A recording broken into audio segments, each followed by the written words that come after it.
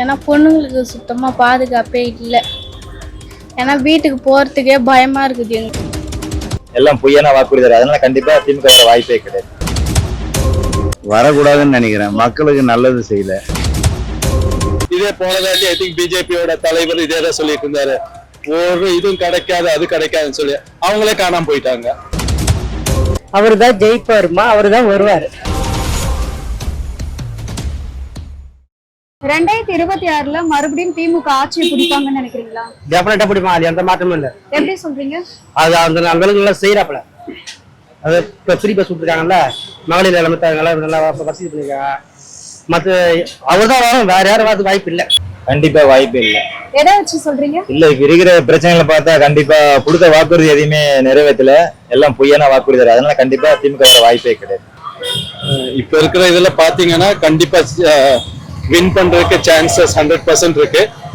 ஏன்னா இங்க தமிழ்நாடு ஒரு ஸ்டேட் பாத்தீங்கன்னா இந்த மதத்தை மட்டும் மதத்தை நம்பாத ஒரு ஸ்டேட். ஸோ இப்போ இருக்கிற டிஎம்கே பாத்தீங்கன்னா as such not only DMK, Dravida Kazhagam, okay, both ADMK and DMK அவங்க இருந்தாங்கன்னா நல்லது. பட் அதுல இப்போ பிஜேபி மாதிரி ஒரு கம்பெனி கூட சேர்ந்தாங்கன்னா சான்சஸ் எந்த கம்பெனி அதுல போகுதோ வின் பண்றதுக்கு சான்சஸ் ரொம்ப கம்மி. அவங்க வரக்கூடாதுன்னு நான் நினைக்கிறேன். ஏன் எதனால வரக்கூடாதுன்னு நினைக்கிறீங்க? பொண்ணுங்களுக்கு பாதுகாப்பே இல்லை அவங்க ஆட்சியில். நிறைய தொடர்ந்து பொண்ணுங்க நிறைய டெத் ஆகிட்டே இருக்காங்க, நிறைய வன்கொடுமை நடக்குது. அதனால போலீஸ் ஸ்டேஷன்லயும் அங்க போய் சொன்னாலே அவங்க வந்து தப்பு பண்ணவங்க தான் சப்போர்ட் பண்றாங்க, கோர்ட்லயும் அதேதான் இருக்கு. அதனால அந்த ஆட்சி வேணாம், புதுசா யாருன்னா வரணும், டிவிக்கு வரணும் அப்படின்னு. அவங்க வந்து ஃப்ரீ பஸ் எல்லாம் லேடிஸ்க்கு விட்டுருக்குறாங்க, அதனால வருவாங்க. அப்புறம் 1000 ரூபாய் பணம் பெண்களுக்கு கொடுக்குறாங்க, அதனால வருவாங்க. நிறைய வந்து நன்மை செஞ்சுக்கிட்டே இருக்கிறாங்க. இது வரைக்கும் இத்தனை வருஷமா பார்க்காத நன்மைகள்லாம் வந்து எதிர்பாராத நன்மைகள்லாம் செஞ்சுக்கிட்டே இருக்கிறாங்க. புது புது திட்டங்கள்லாம் தீட்டுறாங்க. அவங்க தீட்டுற அத்தனை திட்டங்களும் மக்களுக்கு வந்து பிரயோஜனமா இருக்கு. அதுவும் ஏழை எளிய மக்களுக்கு பிரயோஜனமா இருக்கு. அதனால வருவாங்கன்னு எதிர்பார்க்கிறேன். இல்ல முடியாது. ஏன் வரமாட்டாருன்னு சொல்றீங்க? அவர் என்ன நல்லது செஞ்சிருக்காங்க அவங்க வரத்துக்கு. இப்போ விஜய் அத்துமாரி வந்து 2026ல நல்லா இருக்கும். மகளின் பொண்ணுங்களுக்கும் நல்லா இருக்கும். எல்லாம் கொஞ்சம் சேஃப்டியா இருக்கும் அவங்களுக்கு. ஸோ அவ்வளோதான் அவங்களுக்கு. ஏன்னா பொண்ணுங்களுக்கு சுத்தமாக பாதுகாப்பே இல்லை. ஏன்னா வீட்டுக்கு போகிறதுக்கே பயமாக இருக்குது எங்களுக்கு. அம்மாவுக்கு வேற கால் பண்ணுறதா இருக்கா. அதனால இந்த கட்சிக்கு விஜய் வரணும். வரக்கூடாதுன்னு நினைக்கிறேன். மக்களுக்கு நல்லது செய்யல. அவங்க மட்டும்தான் குடும்ப ஆட்சியா இருக்குது, அதனால தேவையில்லைன்னு நினைக்கிறேன். ஏடிஎம்கே கூட்டணி ஸ்ட்ராங்கா ஆயிடுச்சுன்னா கஷ்டம் வரது. ஏன் எதனால? இப்ப அவங்க வருவாங்கன்னு சொல்றீங்களா, வரமாட்டாங்கன்னு சொல்றீங்களா? அதுதான் இப்ப அவங்க இப்ப இருக்கிற சூழ்நிலைக்கு டிஎம்கே வரலாம். ஏடிஎம்கே கூட்டணி ஸ்ட்ராங் ஆகி போச்சுன்னா 4-5 கட்சி கூட்டணி சேர்ந்துருச்சுன்னா டிஎம்கே வர்றது கஷ்டமா. எல்லாரும் பல பேர் எல்லாரும் சொல்லிட்டு தான் இருப்பாங்க, சொல்றவங்க சொல்லிட்டு போட்டோம். ஆனா அவர் செய்யறாரு, வருவாரு. அதிமுக இருக்காங்க இல்லையா, அவங்க வந்து 230 தொகுதிகளையும் நாங்க தான் ஜெயிப்போம் 2026ன்னு சொல்லியிருக்காங்க. இது எப்படி பாக்குறீங்க நீங்க? இல்ல 2027 ஜெயிப்பாங்க, ஆனா கூட்டணி ஆட்சியோட ஜெயிப்பாங்க. இப்போ அந்த அதிமுக நீங்க எப்படி பாக்குறீங்க? அதிமுக, பாஜக, பாமக எல்லாம் கண்டிப்பா கூட்டணி சேரணும் நம்புறேன். சோ இவங்க 3 பேரும் சேர்ந்து கண்டிப்பா ஜெயிப்பாங்க. கஷ்டம் தான். ஏன் எதனால அப்படி சொல்றீங்க? ஏன்னா ஐயா அவருக்கு போட்டா வேலை செய்யறாருல, அதனால எந்த மாற்றம் இல்ல. அவரும் நல்லது பண்றாரு பெரிய. இது என்ன தெரியுங்களா, இது இருக்கிற ஒரு செல்ஃப் கான்பிடன்ஸ் அண்ட் சும்மா அவங்களா ஒரு பில்டப் பண்ணிக்கிறது. இப்போ காலங்காலம் நம்ம சொல்லுவீங்களா, நம்ம மனசு ஒரு 300க்கு 300 எக்ஸாம் எழுத போறதுக்கு முன்னாடி நான் 100க்கு 100 எடுப்பேன், 100க்கு எடுப்பேன்னா there are 2 ways of looking into it. Okay, இது அந்த மாதிரி தான் ஒரு சும்மா ஒரு ஓன் நம்பிக்கை.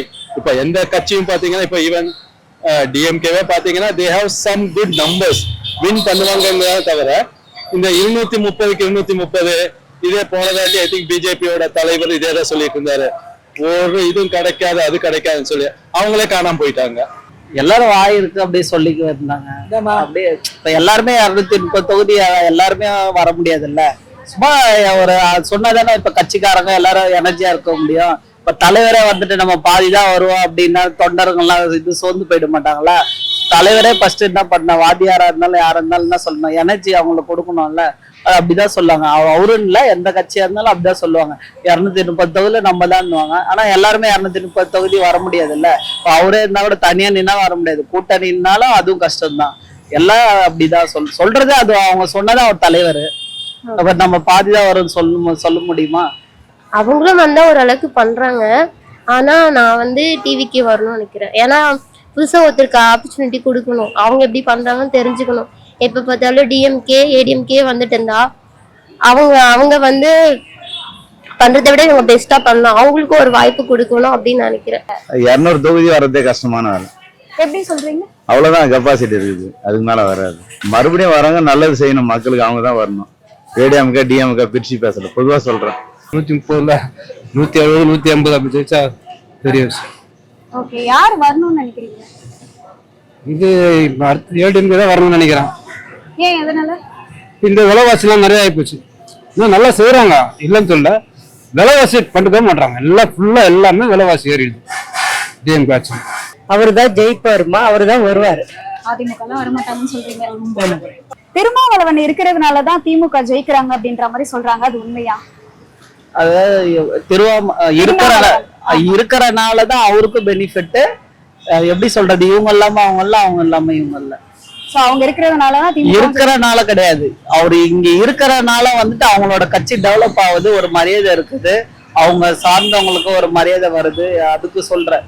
மத்த இடத்துல அவர் போன இதுக்கு வந்து கிடையாது இல்ல, அவங்க கட்சி இப்ப வரைக்கும் அது ஒரு பிரச்சனை ஏதாவது அங்க மத்த ஏரியால நடந்துதான் இருக்குது.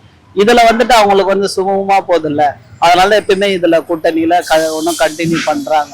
அப்படியெல்லாம் இல்ல. இந்த இலவசம் எந்த அளவுக்கு மக்களுக்கு இலவசங்கள் செய்யறாங்களோ அந்த அளவுக்கு தான் ஜனங்க ஓட்டு போடுவாங்க.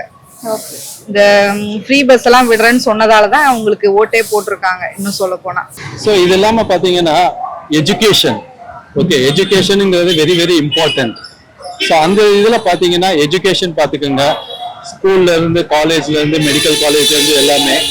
அதே மாதிரிதான் ஹாஸ்பிட்டல், ஹெல்த் இண்டஸ்ட்ரி, இது ரெண்டுமே இன்னைக்கு பாத்தீங்கன்னா தமிழ்நாடு ஸ்டாண்ட்ஸ் நம்பர் 1. மேபி மற்ற யாரோ வந்து என்னென்னமா சொல்லிட்டு போவாங்க. இது டியூரிங் கொரோனாவும் நீங்க பார்த்து இருந்தீங்கன்னா உங்களுக்கு ரொம்ப நல்லா தெரியும். நமக்கு ஒரு 10 கிலோமீட்டர்லயே போனீங்கன்னா உங்களுக்கு ஒரு நல்ல ஒரு டாக்டர் கிடைச்சிருவாரு. ஒரு ஜெனரல் மெடிசன் ஆகட்டும், ஒரு பீடியாட்ரிஷியன் ஆகட்டும், ஒரு கைனகாலஜிஸ்ட் ஆகட்டும், அந்த மாதிரி எனி ஸ்பெஷாலிட்டி ஒரு எவ்ரி 5 to 7 கிலோமீட்டர்ஸ் உங்களுக்கு இருக்கும். இதே நீங்க நார்த்து போக போக பாத்தீங்கன்னா ஒரு 30-40 கிலோமீட்டர் நீங்க ஓடினாலும் ஒரு டாக்டர் கண்டுபிடிக்க முடியாது. And the quality of doctor also is totally different in Tamil Nadu compared to other states. இங்க இருக்கிற டாக்டர்ஸ் எல்லாம் பாத்தீங்கன்னா one of the best doctors in the world.